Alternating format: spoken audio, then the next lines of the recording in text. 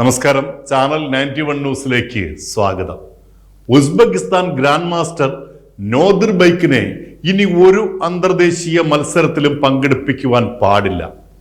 Chess മത്സരത്തിന് മുൻപ് എതിരാളിയായ Indian grand master വൈശാലിക്ക് ഹസ്തദാനം നൽകാതെ ഇയാൾ ഒഴിഞ്ഞുമാറി. തന്റെ മതപരമായ വിശ്വാസപ്രകാരം അന്യ സ്ത്രീകളെ സ്പർശിക്കാൻ പാടില്ല എന്നതുകൊണ്ടാണ് വൈശാലിക്ക് ഷേക്ക് ഹാൻഡ് നൽകാത്തത് എന്ന ഒരു വിശദീകരണവും.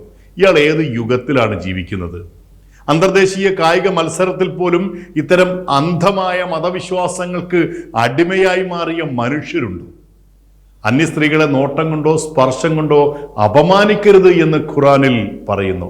അതിനെയൊക്കെ ഇങ്ങനെ ദുർവ്യാഖ്യാനിച്ച് വിശ്വസിച്ച് ആൺപെൺ വ്യത്യാസങ്ങൾ ഉണ്ടാക്കി മനുഷ്യ സ്നേഹത്തിന് മതിൽക്കെട്ടുകൾ പണിയുന്ന ഇയാളെ പോലെയുള്ളവർക്ക് കായിക മത്സരങ്ങൾക്ക് അവസരം പോലും നൽകാൻ പാടില്ല.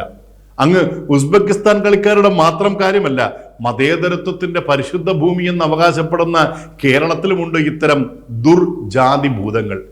പൊതുപരിപാടിയിൽ നിലവിളക്ക് കത്തിക്കുവാൻ വിസമ്മതിക്കുന്ന ഇസ്ലാം പണ്ഡിറ്റുകൾ.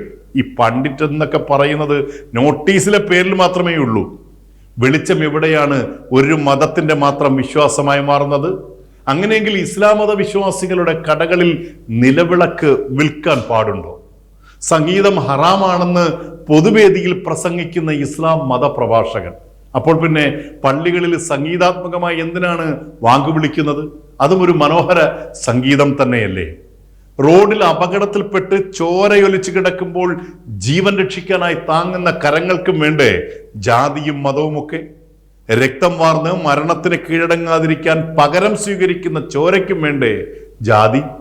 AI ലോകം കീഴടക്കുന്ന ഈ നവകാലത്തിലും ഇത്തരം മതവൈകൃത ചിന്തകൾ കൊണ്ട് നടക്കുന്നവരെയൊക്കെ മനുഷ്യഗണത്തിൽപ്പെടുത്താൻ കഴിയില്ല. കായിക രംഗത്ത് ഇത്തരം ലിംഗവ്യത്യാസ ചിന്തകളോടുകൂടി പെരുമാറുമ്പോൾ ഏതു മതത്തിന്റെ വക്താവാണെങ്കിലും അവരെ സർവ്വവിധമായ മത്സരങ്ങളിൽ നിന്നും ഒഴിവാക്കി നിർത്തുകയാണ് വേണ്ടത്. ഭൂമിയിലും ബഹിരാകാശത്തിലുമൊക്കെ ആൺപെൺ തുല്യത ഉറപ്പാക്കുന്ന ഒരു വികസന കാലത്തിൽ ഒട്ടും തന്നെ വേർതിരിവുകളില്ലാതെ ഇടപെട്ട് സഹകരിക്കേണ്ട കായിക രംഗത്ത് ഇത്തരം ആൺപെൺ വ്യത്യാസങ്ങൾ വലിയ അപകടങ്ങൾ തന്നെയാണ്. എന്തായാലും മത്സരത്തിൽ ഈ വലിയ മതവിശ്വാസി മനോഹരമായി ഇന്ത്യൻ താരമായ വൈശാലിയോട് പരാജയപ്പെട്ടു. മത്സരശേഷം നോദിർബൈക്കിന് ഹസ്തദാനം നൽകാൻ വൈശാലിയും തയ്യാറായില്ല. അതൊരു അർഹിക്കുന്ന അവഗണന തന്നെയായി.